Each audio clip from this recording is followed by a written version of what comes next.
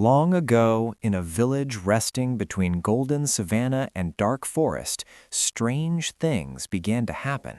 The village was called Zalanga, a place of red earth, round huts, and old traditions. Each night, when the moon climbed high, drums began to beat by themselves. No hands touched them, yet the sound rolled through the air, slow, deep, and heavy like a warning. The elders sat by the fire, their faces glowing orange in the flame. They listened in silence. The wind carried whispers through the trees. Dogs refused to bark. Babies cried without reason. Even the warriors felt fear in their bones. Old Elder Kofi, the keeper of stories, spoke at last. "These are not human drums," he said. "They belong to the ancestors." The people gasped. The ancestors had been silent for many seasons. Spirits only spoke when balance was broken. That same night, Amani, a young hunter, stood near the forest edge. He smelled smoke, though no fire burned.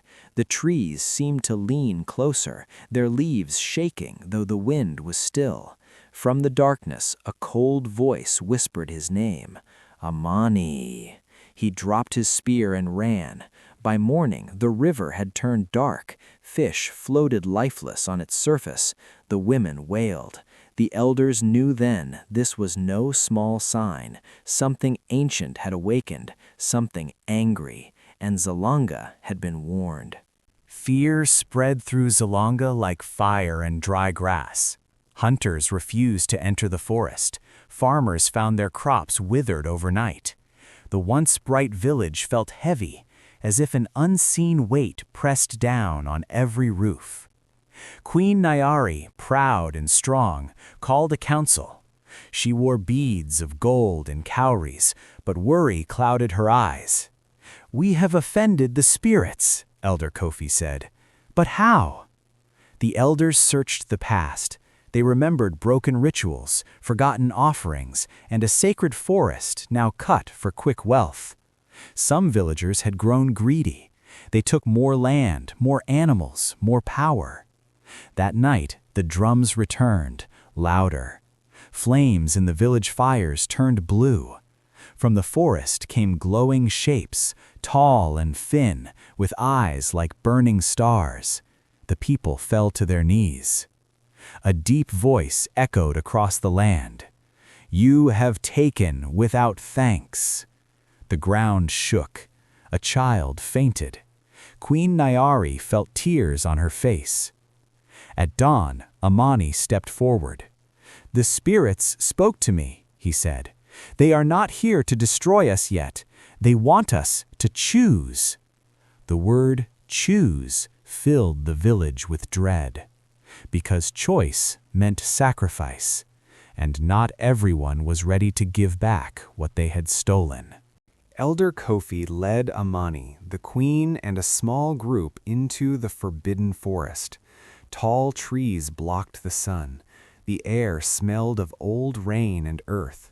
Drums beat softly from nowhere. At the heart of the forest stood an ancient stone altar, cracked and forgotten. Bones of old offerings lay scattered. This place was once sacred, but greed had turned it silent. Suddenly mist rose. From it emerged the ancient spirits, ancestors crowned with feathers and fire. Their voices spoke as one. "We guarded this land," they said, "but you forgot us." The spirits showed visions, villagers cutting sacred trees, elders paid to stay silent, Queen Nyari's own advisors breaking ancient laws for gold. The queen fell to her knees. "I did not see," she cried. The spirits replied, "A leader who does not see is still guilty." Amani stepped forward, heart pounding. "Tell us how to heal this land." The spirits paused. Then they said, "Return what was taken, restore the forest, choose unity over greed." But there was a price. One leader must carry the burden of the people's sins. Silence fell like death. All eyes turned to Queen Nyari. Back in Zalanga, fear turned to anger. Some villagers shouted, "Why should we suffer?" Others hid their stolen wealth. Queen Uri stood before the people. The drums beat slowly behind her. "The spirits demand a sacrifice," she said, "and I will answer." Gasps filled the air.